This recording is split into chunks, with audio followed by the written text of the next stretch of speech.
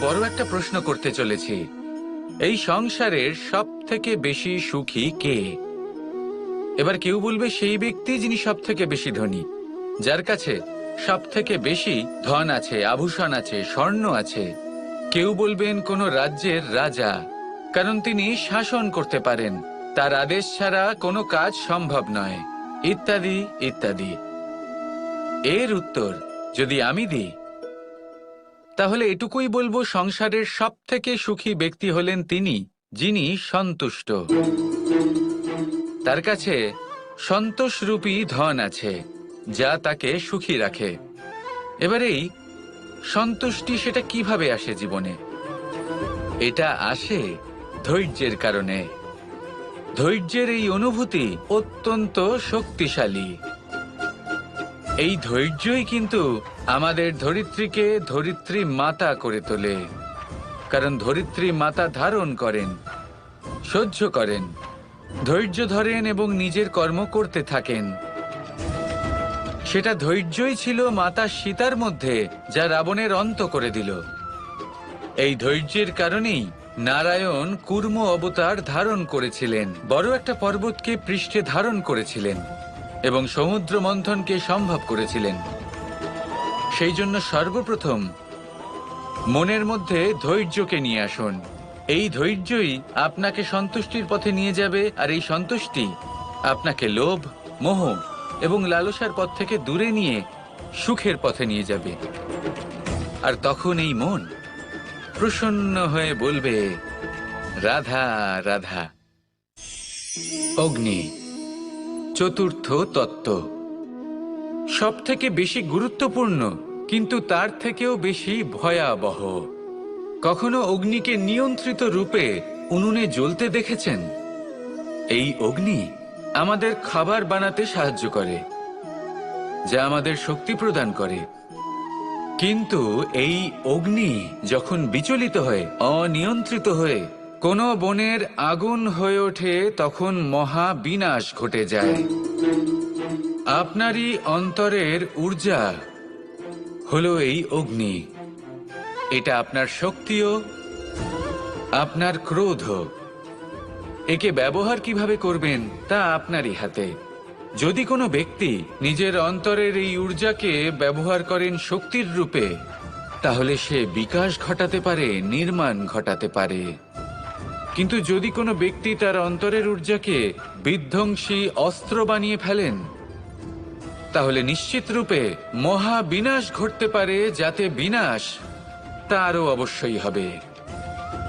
অনেক বছর পূর্বে এমনই এক আগুনের দ্বারা এই সুন্দর পৃথিবীর নির্মাণ হয়েছিল, আর অনেক বছর পূর্বে এমন এক আগুনেই সমস্ত জীব এবং সংসার বিলুপ্ত হয়ে গেছিল।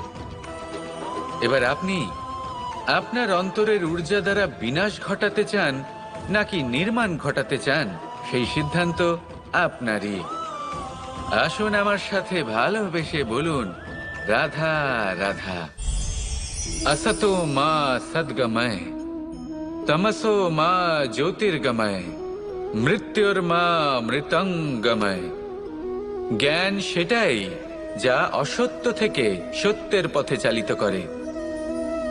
প্রকাশ সেটাই যা অন্ধকার থেকে আলোর পথে নিয়ে আসে। জীবন সেটাই যা মৃত্যু থেকে অমরত্বের পথে নিয়ে যায়। এবার এই তিনটে, জ্ঞান, জীবন এবং প্রকাশ, একই রকম।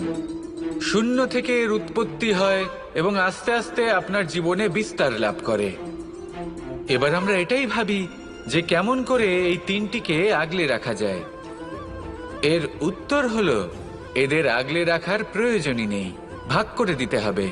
কোনো বৃক্ষকেই দেখে নিন, একটি বৃক্ষ অনেক বছর ধরে বেঁচে থাকে। কেন? কারণ সে ভাগ করে দিতে জানে। সে নিজের বীজ ছড়িয়ে দেয়, এই ধরিত্রীতে দেয়, সেই বীজ যা অঙ্কুরিত হয়ে এক নতুন বৃক্ষকে জন্ম দেয়। শুধু ছড়িয়ে দিয়ে একটি বৃক্ষ জীবন দান করতে পারে। যদি কোনো ব্যক্তি জ্ঞান ছড়াতে শিখে যান, যদি প্রকাশ, আলোর কিরণ ছড়িয়ে দিতে শিখে যায়, কোনো ব্যক্তি তার জীবনের সুখ ছড়িয়ে দিতে শিখে যান, তাহলে তিনি মৃত্যুর পরও মৃত হন না। এই ভাগ করে দেওয়ার সুখটাই কিছুটা আলাদা। এই সুখ অনুভব করুন আর আমার সাথে ভালোবেসে বলুন, রাধা রাধা। এই সংসারে এমন কখনোই হবে না যে আপনি কিছু একটা করলেন কিন্তু তার মূল্য আপনাকে দিতেই হলো না। যে কোনো কাজের জন্য, যে কোনো কর্মের জন্য আপনাকে মূল্য দিতেই হবে। প্রকৃতিও আমাদের এটাই শেখায়। আকাশে দেখুন সূর্যকে, প্রত্যেকদিন আমাদের প্রকাশ প্রদান করেন। এনাকে সূর্যনারায়ণ বলা হয়। ইনি কি মূল্য প্রদান করেন? নিজে জ্বলতে থাকেন।